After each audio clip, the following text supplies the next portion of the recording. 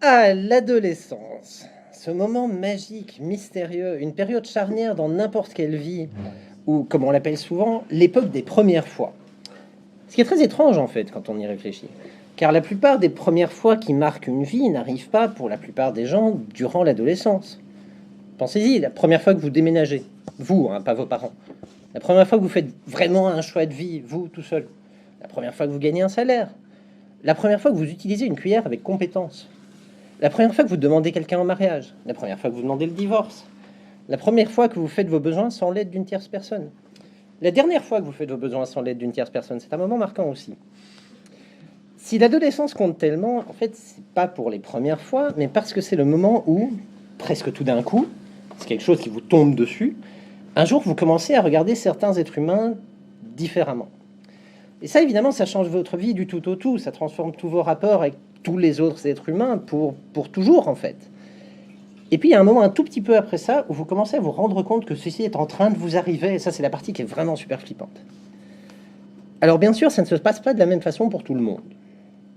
On connaît tous au moins une personne qui a rencontré l'amour de sa vie à 16 ans, avec qui il ou elle a fait des études, juste après la découverte simultanée d'une passion commune pour le contrôle de gestion, pour ensuite acheter une maison en banlieue ou concevoir et élever 1,8 enfants jusqu'à ce que la mort les sépare.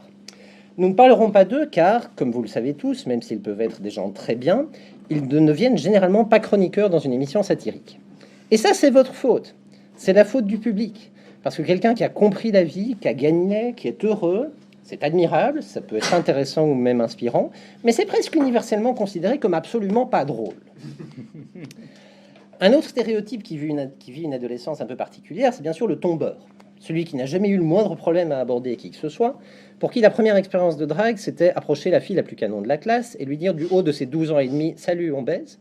et l'entendre répondre « Oui, je ne sais pas ce que c'est non plus, mais j'ai envie de découvrir ça avec toi. » Ces gens-là ne deviennent pas chroniqueurs non plus.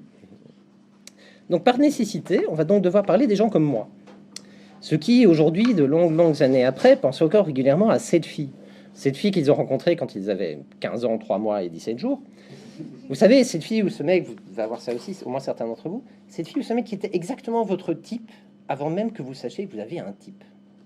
Cette fille à laquelle vous dépensez tous les soirs en vous couchant, tous les matins en vous réveillant, pendant des mois, en priant pour la croiser par hasard, parce que ça allait faire toute votre journée, c'est d'être capable de lui dire salut.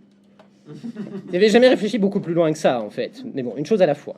Vous vous disiez que le monde s'arrangerait d'une façon ou d'une autre pour que vous vous retrouviez tous les deux à peu près au même endroit, au même moment, et qu'il se passe un truc, quoi. Bon, comme ce monde n'est absolument pas quelqu'un sur qui on peut réellement compter, la première réelle conversation que vous aurez avec cette fille dont vous étiez fou amoureux à 15 ans, cette fille qui était votre type avant que vous découvriez que vous aviez un type, aura lieu approximativement 10 ans plus tard, lors d'une réunion de classe ou une soirée chez des amis communs. Et bien sûr, c'est une conversation que vous allez énormément appréhender. Bien sûr, on n'avait plus 15 ans, de l'eau a coulé sous les ponts, vous avez fait et défait et refait votre vie un certain nombre de fois. Elle ne devrait plus vous faire peur, cette fille. Mais en fait, si. Exactement comme vous continuez à penser que la première chanson sur laquelle vous avez dansé un slow est un chef-d'œuvre de la musique populaire qui transcende les époques et les cultures, rien à voir avec la merde que les ados écoutent actuellement, chaque fois que vous reverrez une fille dont vous étiez amoureux à 15 ans, eh bien, vous aurez 15 ans. Pouvez vous être marié et divorcé 2 fois, être sorti avec une top modèle, avoir eu une relation homosexuelle de longue durée que vous avez trouvée très enrichissante et de vous recommander à tout le monde, même si personnellement ce n'est plus là que vous vous trouvez dans votre vie actuellement, vous savez parfaitement qu'à l'instant où vous reverrez cette fille, vous deviendrez ce petit puceau fragile, terrifié et pas très éloquent. Dans les jours qui précèdent, vous vous ferez des films sur ces retrouvailles. Elle devait se douter de quelque chose quand même. Vous dites qu'elle dira à un moment, c'était un peu bizarre à l'école, on se parlait pas vraiment, mais parfois j'ai l'impression d'essayer de me croiser ou de me suivre. Enfin, j'ai probablement tout imaginé. Et vous répondriez, non, non, c'est vrai, j'étais un peu amoureux de toi en fait, j'avais pas confiance en moi, j'ai jamais osé. C'est ridicule d'en parler de maintenant, j'espère que c'était pas inconfortable pour toi. Mais bien sûr que si, c'était inconfortable, espèce de con, tu me collais au cul tous les jours alors qu'on se connaissait pas, j'en ai fait des cauchemars pendant des mois. Maintenant que j'y pense, c'est probablement à cause de toi que je suis resté si longtemps avec mon premier copain, celui qui me battait. Mais non, ça va pas se passer si mal que ça. Enfin, c'est pas possible. Vous étiez maladroit, vous étiez gentil, vous avez toujours été gentil. C'est pas possible que vous lui ayez fait du mal. Peut-être qu'au contraire, elle va vous dire, tu sais, j'ai jamais osé te l'avouer, mais à l'école, j'avais envie de sortir avec toi, en fait. Ah, c'est fou ça. Moi aussi, j'ai jamais osé te l'avouer, mais c'est marrant. Ah ouais, c'est marrant. Ouais. C'est super marrant. Ouais. Sinon, tu vois quelqu'un pour le moment ou Alors évidemment, c'est pas ça qui va se passer non plus. Nous sommes dans la réalité, pas dans un film avec Hugh Grant. Non.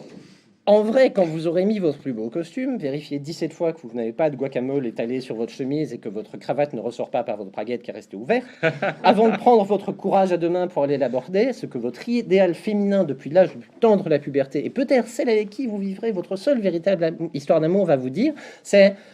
Greg, non, Serge, t'étais dans quelle classe déjà? Franchement, c'est à vous rendre jaloux d'Harvey Weinstein.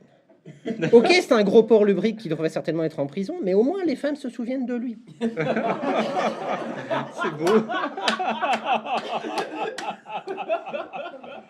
Ce qui, maintenant que j'y pense, est aussi vrai pour Dutroux et Fourniret, même si là le souvenir dure moins longtemps. Peut-être la couper au montage, celle-là, je suis pas sûr que le public soit prêt. Mais bon. Oh si, t'inquiète. En fait, il vaut mieux éviter de trop se repencher sur ses amours d'adolescence. Comme quand vous revisitez le lieu de votre enfance, vous risquez fort de découvrir que cette immense histoire d'amour était quelque chose de très petit, en fait, d'assez quelconque. C'est la chose la plus importante concevable à un moment de votre vie, mais c'est parce que vous étiez à ce moment de votre vie, que vous connaissiez strictement rien à rien, et que vous aviez l'intelligence d'un pot de confiture aux myrtilles. Cette histoire magique, cette première fois, c'était pas du tout important. Ce qui n'empêche que c'était nécessaire. Il fallait nécessairement une première pour commencer la longue série d'histoires, de rencontres, de râteaux, d'essais et d'erreurs qui ont fait de vous la personne que vous êtes aujourd'hui, heureuse, équilibrée et bien dans sa peau. Ou alors quelqu'un comme moi, ce qui peut arriver aussi, mais bon, au moins ça fait rire. Nietzsche a dit, ceci est la citation la moins originale de Nietzsche, « Ce qui ne tue pas rend plus fort ». Ce qui prouve indubitablement que Nietzsche n'a jamais connu l'amour, ni entendu parler de la sclérose en plaques. En vrai, ce qui ne nous tue pas est tout simplement quelque chose avec lequel il va bien falloir vivre. Et si je peux partager une astuce personnelle, je trouve la vie beaucoup plus agréable quand on la voit comme un film dont on n'est pas le personnage principal, mais juste un des intervenants. C'est pas toujours clair si ce film est un drame ou une comédie noire, genre un peu démodé au cinéma, mais en fait très populaire dans la vraie vie. Mais ça va être marrant de le découvrir. Alors, quand vous êtes dans un de ces passages d'adolescents boutonneux et terrifiés, même si vous avez 30 ans, vous pouvez être dans un passage d'adolescent boutonneux et terrifié, rappelez-vous toujours ceci. Dans toutes les histoires, ils vécurent heureux et eurent beaucoup d'enfants. C'est la toute dernière phrase. Parce que c'est le moment à partir duquel les détails, en fait, tout le monde s'en fout et les gens arrêtent de regarder. Donc profitez au maximum de tout ce qui se passe avant, de tout ce qui se passe maintenant, et à la prochaine.